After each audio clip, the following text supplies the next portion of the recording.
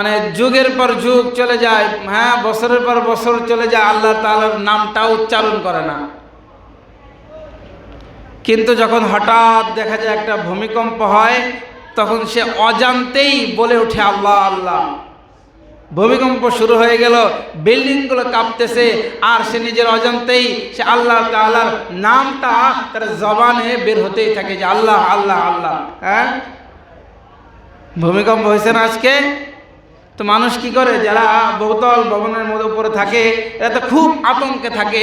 ওই সময় সে দুনিয়ার সব কিছু বাদ দিয়ে একজনকে ডাকে, তিনি কে?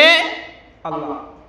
অথচ এর আগে বছরের পর বছর চলে যাচ্ছে, আর আল্লাহ তার মানে আল্লাহ তাআলার সন্তুষ্টির কোনো খবর নাই, আল্লাহ তাআলার পথে চলতে হবে, আল্লাহ তাআলাকে রাজি খুশি করতে হবে, কোনো মানে স্মরণ নাই। অন্য অন্য ঝামেলার মধ্যে সে ব্যস্ত। যাদেরকে কেন্দ্র করে তার দিন অতিবাহিত হতো, এই ভূমিকম্প সময় তাদেরকে কেন ডাকলো না? কারণ সে জানে এই দুনিয়ার কেউ আমাকে এই বিপদ থেকে বাঁচাতে পারবে না।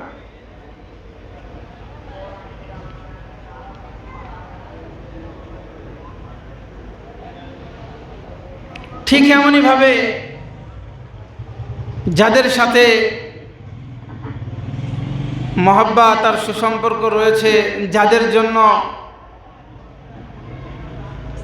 মা সন্তানের ব্যস্ততায় আল্লাহকে ভুলে থাকে, বাবা সংসারের হাল ধরতে হবে, সংসারটাকে টিকিয়ে রাখার জন্য উপার্জন করতে হবে, সেই উপার্জন করতে গিয়ে সে কি করে? আল্লাহ তাআলাকে ভুলে থাকে। এই যে সংসারের জন্য, ছেলে সন্তানের জন্য, হ্যাঁ, স্ত্রীর জন্য, ভাই বোন, মা বাবা, এই সব মানুষের জন্য যখন সে বান্দা আল্লাহকে যখন ভুলে যায়, দুনিয়ার ব্যস্ততায়, দুনিয়ার মোহে পড়ে সে যখন মগ্ন হয়ে যায়, তো আল্লাহ তাআলা এরকম কিছু হঠাৎ এমন ঘটনা কিছু ঘটায় যেন বান্দা আমার নামটা মুখে উচ্চারণ করে। এই ভূমিকম্পের পর দেখবেন অনেক মানুষ আবার ফিরে আসছে, বুঝছে যে না, এত বছর আমি যা করছি, যাদের জন্য করছি, কিচ্ছুই আমার কাজে আসবে না। যেই মালিক আমাকে বাঁচাইলো, এই ভূমিকম্প বড় দুর্ঘটনা থেকে রক্ষা করলো। আপনার বিভিন্ন দেশে দেখেন না, বড় বড় ভূমিকম্পে কত মানুষ মারা যায়। জাপান, তুরস্ক, হ্যাঁ, এই সমস্ত দেশে তো বড় বড় ভূমিকম্প হয়, হাজার হাজার মানুষ মারা যায়, বিল্ডিংগুলো সব ধসে মাটির সামনে মিশে যায়। তো আল্লাহ তাআলা এ ধরনের মানে বড় ধরনের দুর্ঘটনা থেকে বাঁচাইলেন কেন? যে আল্লাহ তাআলা আমাদের ভালো চান, যেন আমরা আবার আল্লাহর পথে ফিরে আসি, আল্লাহর সন্তুষ্টি নিয়েই যেন আমরা কবরে যেতে পারি। এই জন্য আমাদের অজান্তেই মানুষের জবান থেকে আল্লাহ তাআলা আল্লাহ এই শব্দটা বের করে দেয়। এই আল্লাহ ছোট্ট একটা শব্দ, এর দাম এত বেশি যে প্রতিদিন 11 বার মানুষের জন্য এই আল্লাহু আকবার বলাটা ফরজ করছে। কতবার? 11 বার। কি এটা? ফরজ। প্রতিদিন 11 বার। আমরা কি বলি? তো 5 ওয়াক্ত নামাজ আল্লাহু আকবার যদি না বলেন নামাজ হবে? তাহলে এটা কি বলা ফরজ না? 5 ওয়াক্ত নামাজে 5 বার, সাথে সুন্নাত 6 বার। ফজরের সুন্নাতে দাঁড়াইলেন, নামাজ তো সুন্নাত, কিন্তু আল্লাহু আকবার বলা সুন্নাত নাকি ফরজ? ফরজ। কেউ যদি আল্লাহু আকবার না বলে নামাজ হবে? হ্যাঁ, ফজরের সুন্নাত, জোহরের 2 সুন্নাতে 2 বার, এরপরে ঈশার সুন্নাত, মাগরিবের সুন্নাত, ঈশার ওয়াজিব। তো এই যে 11 বার আল্লাহ তাআলা ফরজ করে দিলেন যে বান্দা যেন আমাকে স্মরণ করে, আল্লাহু আকবার বলা ফরজ।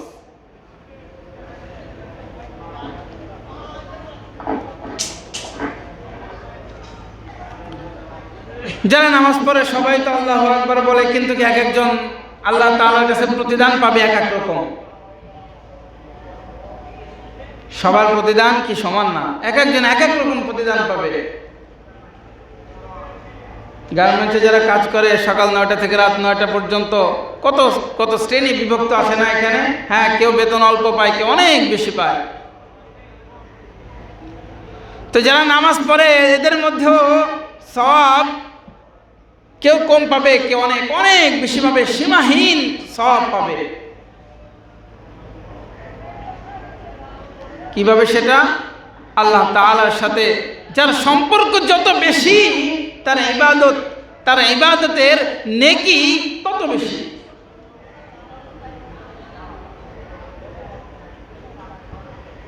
দেখেন না, মা 4-5টা সন্তান থাকলে কোনো সন্তান যদি মা বলে ডাকে বা বাবা বলে ডাকে, এক বাবার 4জন সন্তান আছে, এখন 4 সন্তানই যখন বাবা বলে ডাক দেয়, তো তখন বাবারা বুঝে যে কোন সন্তানের বাবা ডাকে মানে আনন্দ, মহাব্বত, ভালোবাসা কত বেশি, বাবার কত মজা লাগে। 4 সন্তান বাবা বলে ডাক দিলে বাবার কিন্তু ওই সমানভাবে মজা লাগে না। কোনো সন্তান বাবা বলে ডাক দিলে কোনো রকম, আবার কোনো সন্তান যদি বাবা বলে ডাক দেয় ওই বাবার হৃদয়টা ভরে যায়। কোনো বান্দা ইবাদত করলে আল্লাহ তাআলার অবস্থাটাও এমন হয় যে কেউ ইবাদত করলে আল্লাহ তাআলা অনেক অনেক বেশি খুশি হয়ে যায়, আবার কেউ ইবাদত করলে আল্লাহ তাআলা এটার কোনো গুরুত্ব থাকে না। কেন? ওই যে ইবাদত করতেছে তার মধ্যে কি নাই? মহাব্বত নাই, ভালোবাসা নাই, হ্যাঁ, জাহান্নামের ভয় নাই, জান্নাতের আশা নাই, তাকওয়া নাই। তো এই জন্য আমাদের ইবাদত যদি, যেহেতু আমরা নামাজ পড়তেছি, আমাদের এই নামাজ পড়াটা যদি অনেক আন্তরিকতার সাথে হয়, হ্যাঁ, অনেক বিনয় এবং নম্রতার সাথে হয়, তো তাও আমাদের ইবাদতের দাম আল্লাহ তাআলার কাছে কিভাবে বেশি হয়ে যাবে। এই ছোট্ট এক আল্লাহু আকবার বলে মানুষ কত বেশি না কি অর্জন করতেছে। কেউ একা একা নামাজ পড়তেছে, সেও তো আল্লাহু আকবার বললো, আবার কেউ জামাতের সঙ্গে নামাজে আদায় আল্লাহু আকবার বলতেছে, তার নেকি আরো বেশি। কেউ জামে মসজিদে এসে পড়তেছে, তার নেকি আরো বেশি। নেকি অল্পতে ছোট্ট একটা শব্দ আল্লাহু আকবার, এতে যদি আল্লাহ তাআলা সীমাহীন নেকি না দিতেন, তাহলে আমরা অনন্তকালের জান্নাতটা কিভাবে ক্রয় করতাম। চট্টগ্রামে বাসা বাড়িতে আপনি 1 মাস 1 দিন থাকবেন, তো 1 দিন থাকলেও কক্সবাজারে দেখা যায় কি 1500 টাকা, 2000 টাকা। হ্যাঁ, আপনি যদি 1 মাস থাকতে চান তো 30,000 টাকা, 35,000 টাকা। চট্টগ্রামে থাকলে 15-20,000 টাকা। তাহলে 1 মাসের জন্য আমার এত টাকা মানে খরচ করতে হচ্ছে। স্থায়ীভাবে যদি আমরা কোনো ফ্ল্যাট কিনতে যাই, তাও দেখা যায় 70-80 লক্ষ টাকা খরচ করতে হচ্ছে। তাহলে আমাদের তো টাকা খরচ করতে হচ্ছে এই কিছুদিনের জন্য। আবার যদি আমরা এই যে জান্নাতটা যখন আমরা ক্রয় করতে যাব, তো তখন আমাদের তো নেকি লাগবে। আর জান্নাতটা তো আমরা 2-1 মাসের জন্য ক্রয় করতেছি না, হাজার হাজার মানে অনন্তকালের জন্য ক্রয় করতেছি। তো কত নেকির প্রয়োজন, সব নেকি আল্লাহ তাআলা আমাদেরকে দিবেন কিভাবে? এই অল্প সময়ে অল্প ইবাদতের মাধ্যমে দিবেন। একটু ইবাদত করবে সীমাহীন। যদিও বলা হয়েছে 10 থেকে 700 পর্যন্ত একটা নেকি আমলের কাজ করবেন, সব কত 10 থেকে 700 পর্যন্ত, কিন্তু আল্লাহ তাআলা এর চেয়েও বেশি দিবেন। কারণ যদি বেশি না দেন তাহলে অনন্তকালের ওই জান্নাত যে ক্রয় করব কোন নেকি দিয়ে?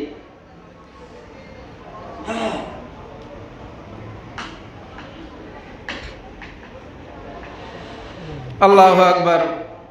এই জন্য এই আল্লাহু আকবারের দাম এত বেশি। আমাদের জাতীয় মসজিদের খতিব আল্লামা আব্দুল মালিক সাহেব হুজুর, তিনি বারবার কথার ফাঁকে ফাঁকে আল্লাহু আকবার বলে ওঠেন।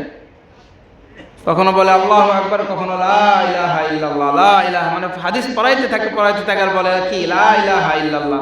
কারণ সব সময় উনি মানে ওনার কথার ফাঁকে ধরছে বা যে সব সময় পড়তে থাকে। কারণ কি, মান কানা আখিরু কালামিহি লা ইলাহা ইল্লাল্লাহ দাখালাল জান্নাহ।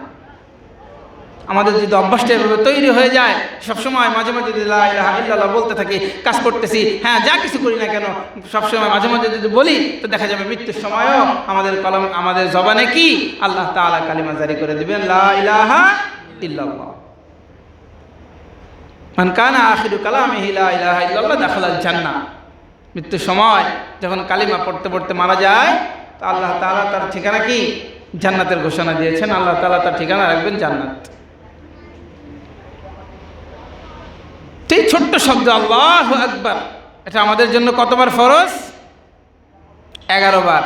সুন্নাত নামাজে পড়বেন সুন্নাত, কিন্তু আল্লাহু আকবার বলা ফরজ। ফরজ নামাজে তো ফরজই। তাহলে এই যে অল্প সময়ে বেশি নেকি আল্লাহ তাআলা আমাদেরকে দিচ্ছেন, কিন্তু সময় যখন অতিবাহিত হয়ে যাবে, আমাদের এই ছোট্ট জিন্দেগিটাই হায়াত যখন শেষ হয়ে যাবে, তখন কি আর নেকি অর্জন করা সম্ভব হবে? একজনে সে কবরের পাশ দিয়ে যাচ্ছিলেন,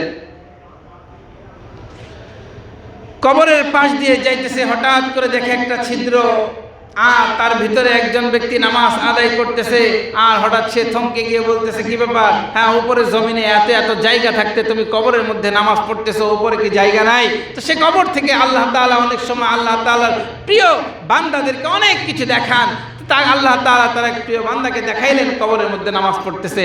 দুনিয়ায় জমিনে এত জায়গা, হ্যাঁ, সে কবরের মধ্যে নামাজ পড়তেছে, দেখে ছিদ্র একটা ছোট। তো বলতেছে, সে আবার ছিদ্র দেখে অবাক হয়ে গেল, কি ব্যাপার?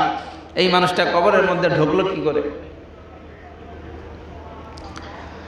তখন ওই ব্যক্তি জবাব দিচ্ছে আর বলতেছে, মানুষ যেইভাবে কবরের মধ্যে ঢুকে আমিও ওইভাবে কবরের মধ্যে ঢুকেছি। অর্থাৎ আমার মৃত্যু হয়েছে, আমি দুনিয়ার সব কিছু ছেড়ে 3 টুকরা সাদা কাপড় নিয়ে এই কবরের মধ্যে আমি প্রবেশ করেছি। মানুষ যেইভাবে মৃত্যুর পর কবরের মধ্যে রাখা হয় ওইভাবে আমাকেও কবরের মধ্যে রাখা হয়েছে। আমাকে কবরে রাখা হয়েছে। আমি দুনিয়ার জীবনে অনেক ইবাদত করেছি, অনেক আমল করেছি, আমি আল্লাহ তাআলার কাছে অনেক কিছু চেয়েছি। আমি যখন ইবাদত করতাম আমি দেখেছি আমার নামাজের মধ্যে আমি সবচেয়ে আনন্দ অনুভব করতাম। আমি যখন নামাজ পড়তাম এত মজা পাইতাম। দুনিয়ার আর কোনো কাজে আমি এত মজা পাই নাই, দুনিয়ার আর কোনো কাজে আমি এত স্বাদ পাই নাই। এই জন্য আমি সব সময় আল্লাহ তাআলার কাছে দোয়া করতাম, আল্লাহ আপনি আমাকে আমার মৃত্যুর পরেও আমি যেন কবরে নামাজ পড়তে পারি সেই তৌফিকটা আপনি আমাকে দেন। এই জন্য আমি নামাজ আদায় করতেছি। কবরের এই ব্যক্তির কথা শুনে ওই উপরে যে ব্যক্তি আছে সে সুবহানাল্লাহ একটা শব্দ উচ্চারণ করলো। আর কবরের ওই ব্যক্তি বলতেছে, ভাই তুমি তোমার সুবহানাল্লাহ এই বলে যে নেকিটা অর্জন করেছো এই নেকিটা আমাকে দিয়ে দাও। কি বলতেছে? সুবহানাল্লাহ বলে যে নেকিও তুমি অর্জন করেছো ওটা আমাকে দিয়ে দাও, আমার সব নামাজ তুমি নিয়ে যাও। বলতেছে কি ব্যাপার? আমার মাত্র ছোট্ট একটা শব্দ উচ্চারণ করলাম, আল্লাহ পাক রব্বুল আলামিনের তাসবিহ পাঠ করলাম, এটার এত নেকি কিভাবে হয়? তখন ওই কবরে থাকা ব্যক্তি বলতেছে, তুমি যে সুবহানাল্লাহ বললে তুমি তোমার পরীক্ষার হালাতে আছো, হায়াতের জিন্দেগিতে আছো, কিন্তু তোমার এই জিন্দেগিটা যখন শেষ হয়ে যাবে তখন যত আমল করো না কেন আর কোনো নেকি তুমি পাইবে না। যেমনিভাবে একজন পরীক্ষার্থী 3 ঘন্টা ধরে পরীক্ষা দিচ্ছে, কিছুদিন আগে এসএসসি পরীক্ষা মনে হয়েছে, সে 3 ঘন্টা ধরে পরীক্ষা দিল, হ্যাঁ যা লিখতেছে অক্ষরে অক্ষরে কি সে নাম্বার পাবে ঠিক, কিন্তু পরীক্ষার সময়টা যখন শেষ হয়ে যাবে পরীক্ষার হল থেকে বের হয়ে 1000 পৃষ্ঠা লিখলেও একটা নাম্বার কি পাবে?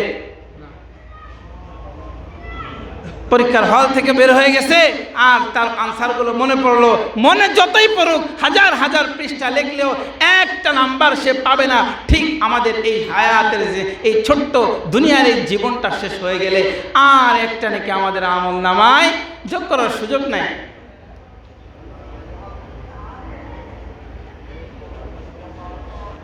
এই ঘটনাগুলো আমাদেরকে ভাবায় যে যদি হায়াতটা হুট করে শেষ হয়ে যায়, হ্যাঁ যাইতেছি কোনো এক সাইজে খুব আপনার অনেক সুন্দর কাপড় টাপড় পরে আমি শহরের কোনো এক আমার প্রিয় ব্যক্তির বাড়িতে যাইতেছি, রোড অ্যাক্সিডেন্টে মারা গেলাম। কত মানুষ রোড অ্যাক্সিডেন্টে মারা যাচ্ছে, কতভাবে মানুষ মারা যাইতেছে। তো আমার আপনার মৃত্যুটা যখন হয়ে যাবে তো তখন যখন নেকির এই শূন্যতায়, নেকির অভাবে, তো পরকালে আমাদের অবস্থাটা কি হবে? কতটা বিপজ্জনক, কতটা ভয়াবহ। এই জন্য সাহাবা একরাম আশারে মুবাশশারা তারা পর্যন্ত কাঁদতেন যে ওই সময় আমার কি হবে। মালিক ইবনে দিনার রহমতুল্লাহ আলাইহি কি মানে তার মধ্যে কতটা ব্যথা আর কতটা মানে বিপদের ছায়া, তিনি কান্না করতেছিলেন, ভেঙে পড়তেছিলেন যে কি হলো এটা। যখন তিনি 2জন ফেরেশতা দেখেছিলেন, ফেরেশতা দেখার পর আল্লাহ তাআলা প্রিয় বান্দাদেরকে অনেক কিছু দেখায়, ফেরেশতাকেও দেখাইছে। তো ফেরেশতা 2জন দেখে তারা কি যেন লিখতেছে, মালিক ইবনে দিনার রহমতুল্লাহ আলাইহি কাছে গেলেন, যাওয়ার পর বলতেছে কি ব্যাপার ভাই তোমরা এটা কি লিখতেছো? বলতেছে যে আল্লাহ তাআলার প্রিয় ব্যক্তিদের নাম লিখতেছি আমরা, ওই ফেরেশতা যাদেরকে আল্লাহ তাআলার প্রিয় ব্যক্তিদের নাম লেখার জন্য আল্লাহ তাআলা নিয়োজিত করেছেন। মালিক ইবনে দিনার রাহমাতুল্লাহ আলাইহি এই কথাটা শোনার সাথে সাথে ওই 2 ফেরেশতাকে ডেকে বলতেছে, দেখো আমার নামটা এই লিস্টের মধ্যে আছে কিনা দেখো। ফেরেশতা দেখার পর জবাব দেয়, না তোমার নামটা এই লিস্টের মধ্যে নাই। এই কথা শোনার পর সাথে সাথে মালিক ইবনে দিনার রাহমাতুল্লাহ আলাইহি তিনি বেহুশ হয়ে জমিনের মধ্যে পড়ে গেলেন যে কি হলো, আল্লাহ তাআলার প্রিয় ব্যক্তির তালিকায় তো আমার নাম নাই। যেহেতু আল্লাহ তাআলা আমার উপর সন্তুষ্ট নারাজ, এই জন্য হয়তো বা এই লিস্টের মধ্যে আমার নাম নাই। আমার কি হবে? আল্লাহই তো আমার সৃষ্টিকর্তাই তো আমাকে পছন্দ করে না। এই ব্যথায় তিনি তিনি বেহুশ হয়ে পড়ে গেলেন। আজকে সমাজের মধ্যে যাদের 20 লাখ 30 লাখ 40 লাখ টাকার ঋণ রয়েছে তাদের কত টেনশন আর কত পেরেশানি। আল্লাহ তাআলার কাছে আমরাও প্রতিদিন নামাজ না পড়ার কারণে ঋণী হয়ে যাইতেছি, দিনের পর দিন নামাজ পড়তেছি না, দিনের পর দিন সপ্তাহের পর সপ্তাহ নামাজ না পড়ার কারণে আমরা আল্লাহ তাআলার কাছে ঋণী হয়ে যাইতেছি। দুনিয়ার মানুষের কাছে ঋণ হইলে কতটা টেনশন, কত পেরেশানি, কিভাবে তার ঋণ শোধ করব। অথচ সমাজের মানুষ নামাজ কাজা হয়ে গেলে সেই কাজা আদায়ও করে না, কোনো পেরেশানি নাই। মানুষের কাছে ঋণী থাকলে কত পেরেশানি। হ্যাঁ, পেরেশানি আছে না আমাদের? যারা অন্য থেকে টাকা হাওলাত করেছেন, তো এই টাকা শোধ করার জন্য কি অন্যরা সবাই ভালো ভালো খাবার খাইতেছে, শুক্রবারে অনেকে একটু গোশত খেতে চায়, তো মনে করে আমি তো ঋণী রয়েছি, আমি সবজি দিয়েই খাই, কারণ আমার তো ঋণ পরিশোধ করতে হবে। প্রত্যেকটা মুহূর্তে মুহূর্তে সেই ঋণ পরিশোধ করার চিন্তা ভাবনা তার মাথায় থাকে। অথচ আল্লাহ তাআলার বান্দা এরা নামাজ কাজা হয়ে যায়, সেটা আদায় করতে হবে, এটার কোনো পেরেশানি নাই। দিনের পর দিন নামাজ পড়তেছে না, কেউ বলতেছে ভাই নামাজ পড়ো, হ্যাঁ সামনে তো পড়বা না, পিছে যে এতদিন পড়ে না সেই কাজ আদায় করবে। দুনিয়াটা ঠিকই বুঝে কিন্তু আখিরাতটা বুঝে না। কেমন অবস্থা হয়েছিল যে বেহুশ হয়ে পড়ে গেছে। মালিক ইবনে দিনার রাহমাতুল্লাহি আলাইহি, আল্লাহু আকবার। হুশ ফিরছে, হুশ ফেরার পর খুব পেরেশানির মধ্যে তিনি সময় অতিক্রম করতেছে। এভাবে দিন পার হয়ে গেল। রাত যখন আসে তিনি চিন্তা করতে করতে, কান্না করতে করতে ঘুমায় গেলেন। তিনি ঘুমের মাঝে স্বপ্ন দেখতেছেন, ওই দুই ফেরেশতা তারা বসে বসে আল্লাহ তাআলার প্রিয় ব্যক্তিদের নাম লিস্টের মধ্যে উঠাইতেছে। এবার স্বপ্নে মালিক ইবনে দিনার রাহমাতুল্লাহি আলাইহি ওই দুই ফেরেশতার কাছে গেলেন। যাওয়ার পর জিজ্ঞেস করতেছে, ভাই আমার নামটা একটু আছে কিনা দেখো, আমার নাম আল্লাহ তাআলার প্রিয় ব্যক্তিদের লিস্টের মধ্যে আছে কিনা দেখো। মালিক ইবনে দিনার রহমতুল্লাহ আলাইহি জোরাজুরি করতেছে আর বলতেছে, ভাই না থাকলেও একটু লিস্টের মধ্যে আমার নামটা উঠায়া দাও। ওই দুই ফেরেশতা তখন বলতেছে, হে মালিক ইবনে দিনার, তোমার নাম এই লিস্টের মধ্যে উঠানোর প্রয়োজন নাই। আমরা যারা আল্লাহ তাআলার প্রিয় ব্যক্তি তাদের নামগুলো আমরা জমিনে থেকে এই লিস্টের মধ্যে উঠাই। উঠাবার পর যখন আল্লাহ তাআলার আরশে আজিমে যেই লিস্টে রয়েছে ওই লিস্টের সাথে মিল আছে কিনা এটা যখন আমরা চেক করতে গেলাম, তখন দেখলাম আল্লাহ তাআলা নিজে তোমার নামটা আল্লাহর প্রিয় ব্যক্তিদের লিস্টের মধ্যে লিখে রেখেছে। বলেন না সুবহানাল্লাহ। তাহলে এই যে একটা আগ্রহ আর ভয়, আল্লাহ তাআলার প্রিয় ব্যক্তিদের লিস্টে আমার নাম নাই, এটা কতটা ভীত সন্ত্রস্ত ছিলেন, কতটা চিন্তিত ছিলেন যে আল্লাহ তাআলার কাছে এতই পছন্দনীয় হয়ে গেছে যে আল্লাহ নিজে আরশে আজিমের লিস্টের মধ্যে তার নামটা লিখে রেখেছে। আমাদের কতটুকু পেরেশানি, আমাদের কতটুকু চিন্তা যে আমরা আল্লাহর প্রিয় ব্যক্তি হইতে পারলাম কিনা।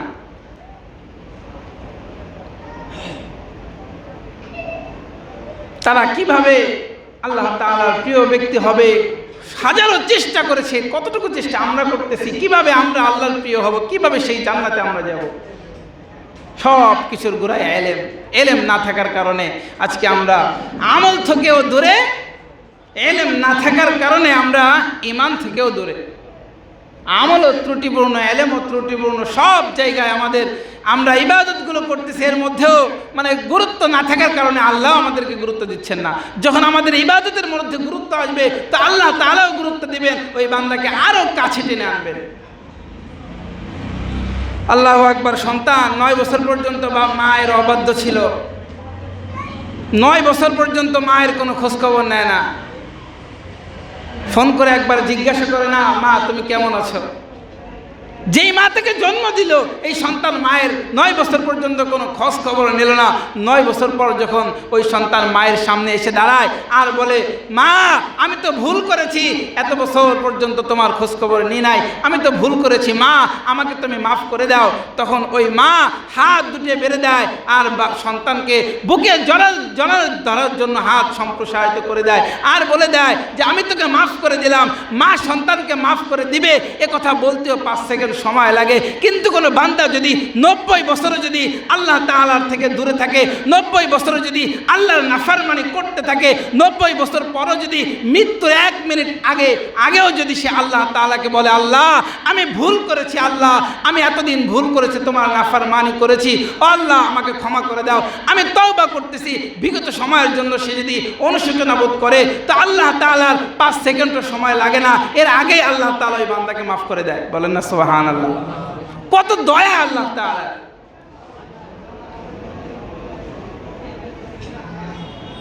মৃত্যুর আগ মুহূর্তে শুধু তওবা করবে, বিগত সময়ের জন্য সে অনুতপ্ত হবে, এই অল্পতেই আল্লাহ তাআলা কি করেন, বান্দাকে মাফ করে দেন। এত দয়া থাকার পরেও ওই আল্লাহ তাআলার কাছে, ওই আল্লাহ তাআলার দরবারে মানুষ আসছে না কেন? ইলমের অভাব। আল্লাহু আকবার। সেই ইলম জ্ঞান না থাকার কারণে আজকে মানুষ দূরে। এই যে সবাই বয়ান যখন শুরু হয়েছে, মানুষ কয়জন ছিল আসতে? মানব নামাজের আগ মুহূর্তে যারা আসে তো তারা কি কথাগুলো শুনতে পারবে? মাদ্রাসায় যারা পড়ে না, দিনের দাওয়াতে তাবলীগের কাজেও যা সময় দেয় না, তো কোত্থেকে শিখবে? সাপ্তাহিক জুমার বয়ান হয়, এখানেও যদি একটু আগে আসে, কিছু কথা দিলটা একটু নরম হয়, হ্যাঁ আমলের প্রতি একটা আগ্রহ তৈরি হয়, গুনাহের প্রতি একটা ঘৃণা জন্মায়। তো এই কথাগুলো না শুনলে তো কীভাবে আমরা দিনের পথে চলবো?